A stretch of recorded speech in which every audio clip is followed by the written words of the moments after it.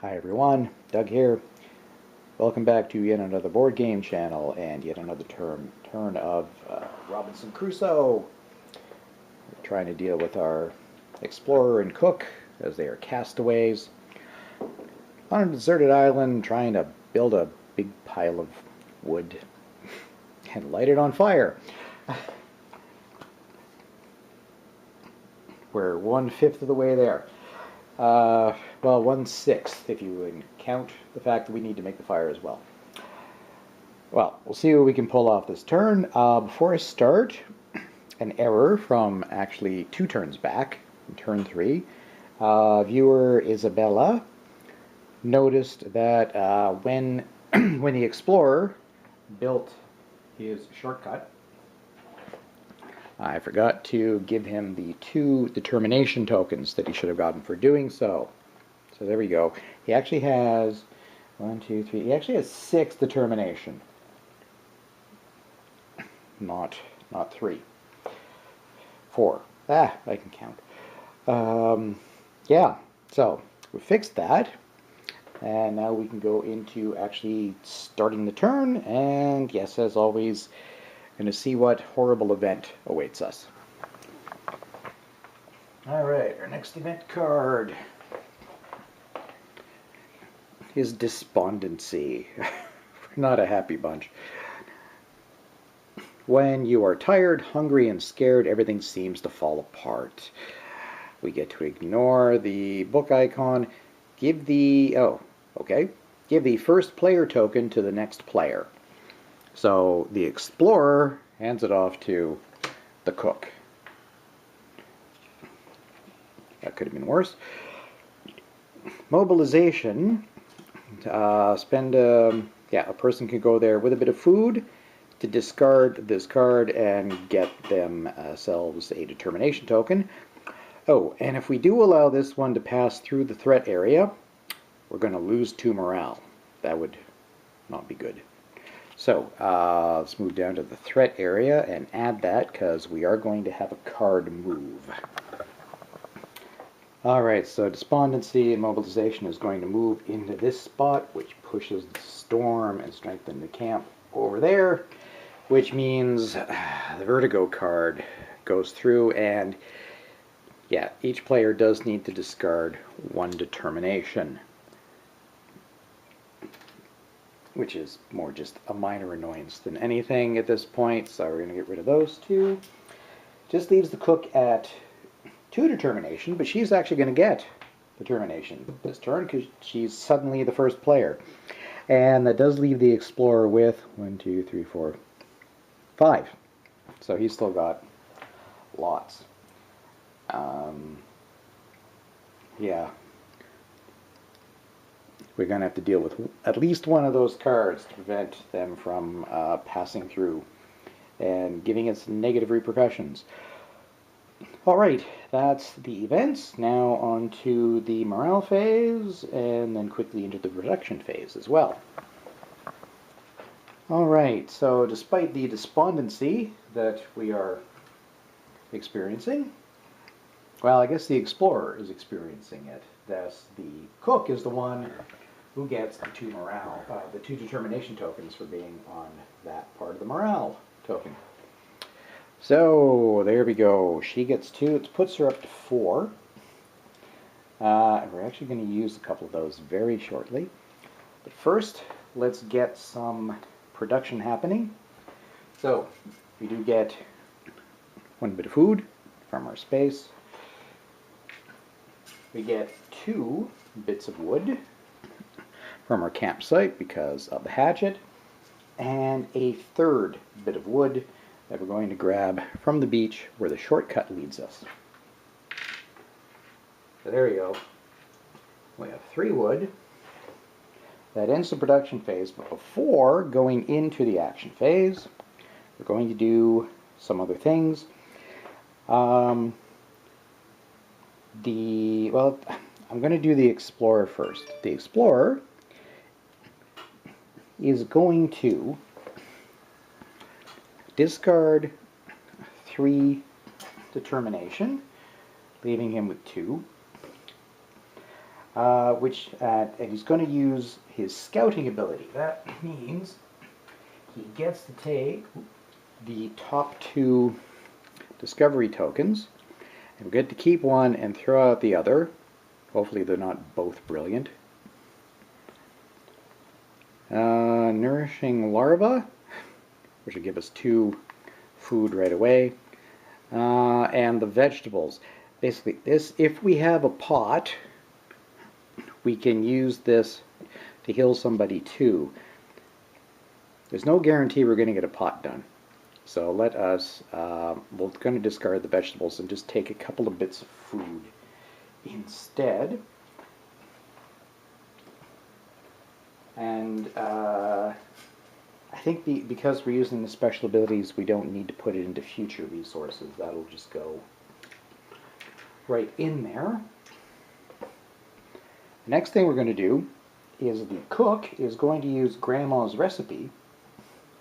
And I checked, this can be used at any time during a turn, not just during the night phase.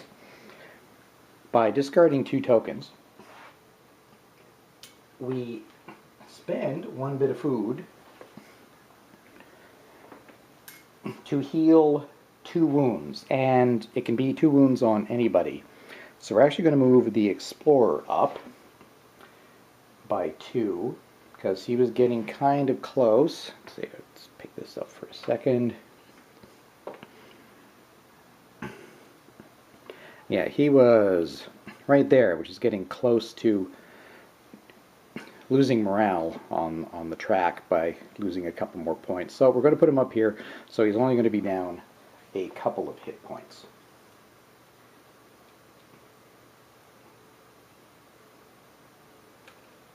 Okay, he's back. Still got that dodgy arm though. Okay, and again, we have to do this before the action phase. We're going to take 2 wood and add it to our wood pile. Yeah, there we go. 2 to that pile right there. So, only 3 more stacks to go and a fire, and survive until at least turn 10. Alright, so that was all the in-between phase stuff. Now we're going to go into the action phase and plan what we're going to do. Alright, well, the cook is suddenly first player, so we'll plan hers first. First thing we're going to do is spin the candles to give ourselves a build assist, and the cook is going to well, it's going to work on a palisade. And the reason I'm doing that is the next step she's going to do, she is also going to build something else with Friday's assistance. She's going to work on that fire. Want to do the palisade first because the fire will give us a bonus of the palisade, and I think we need it built in the first place to put it up by 1. So I want to take advantage of that. The explorer, well, he's going to do his thing and explore using the map right there, and the other thing he's going to do is he is going to attempt on his own to construct some rope, because over on the Castaways sheet, yes, we hope to in future, maybe I think we would be recovering a mast using rope, 1 bit of wood, and a pelt. We'll have to get ourselves another pelt because we're going to use that shortly. But we can still get it, because that would give us 3 wood, specifically for the wood pile, but that's okay. That's what we want it for. So yeah, we're just setting that up for hopefully a couple of turns from now. So that's all the planning. Now it's time to execute. Right, except I have changed my mind.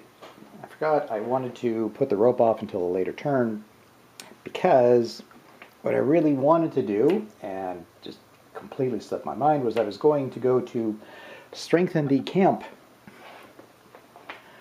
which takes one action token and either a bit of wood or a shovel to get rid of this card before it moves off and weakens the palisade we're about to build.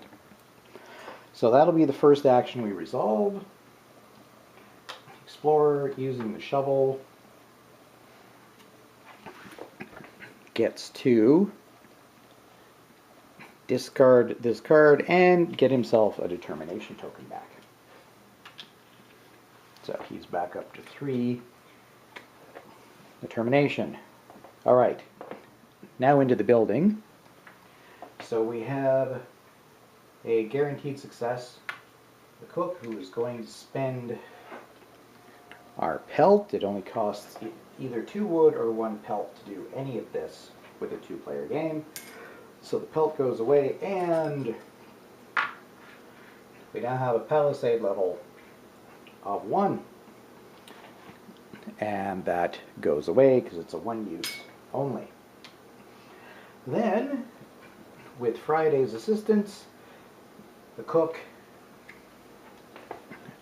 puts together a fire, which we will need to light our bonfire before the end of the game. So, we get a 1-time +1 to our palisade, and we have fire available.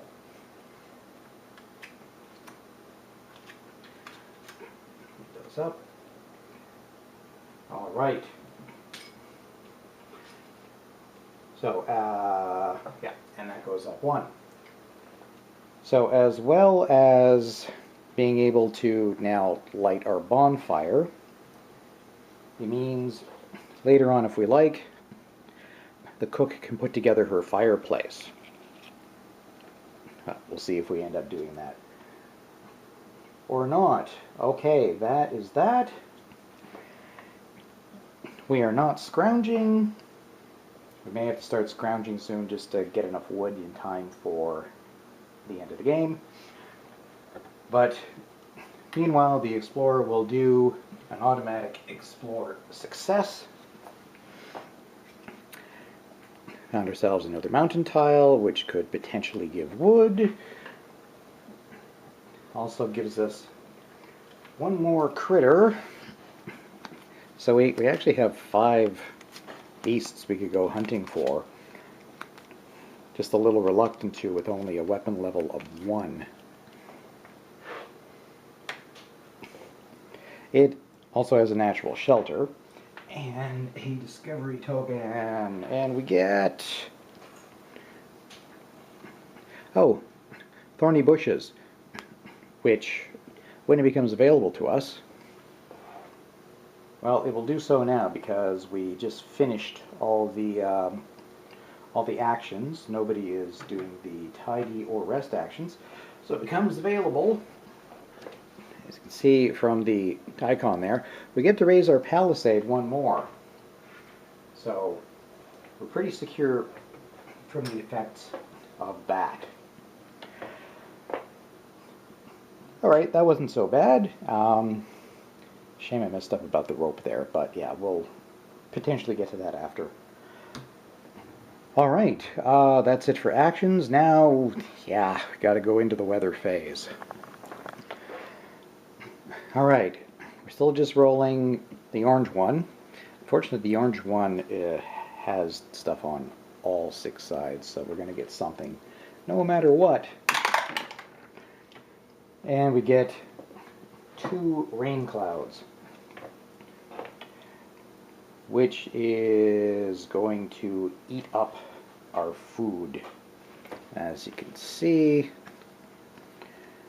it's not a snow cloud, so we don't need to discard wood for it.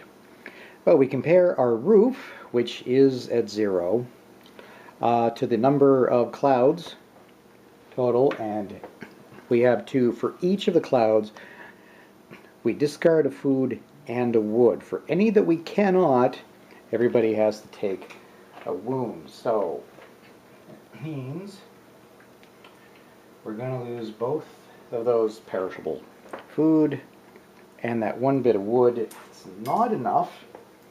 So the cook and the explorer will each take one hit, not being able to get rid of a second wood. It's too bad, but yeah, that's what weather does to you in this game. Alright, that's it for the weather, so on to the night phase. Okay, the night phase. We do still have 2 bits of non-perishable food left, so our castaways do not go hungry and do not take 2 damage each. We also do not take damage from sleeping out unsheltered because we have a shelter now with a palisade. And yeah, that is it. We have no other non-perishable food to discard, so yeah, that is all. So we will conclude by moving the first player token back over to the explorer, who hopefully will get to do something with it next time. And just off screen here, we're going to move our round token up to round 6. We are halfway through the game, potentially. So we've got to pick it up on the wood production. I think we may have to go scavenging for it. Well, we'll see what happens next time. Hopefully we'll get some nice friendly cards. I hope you'll join me then. Thanks very much, everybody, for watching. Thanks for subscribing to the channel and liking the videos both on YouTube and Board Game Geek. It's very much appreciated, and I will see you next time for yet another turn of Robinson Crusoe. So long.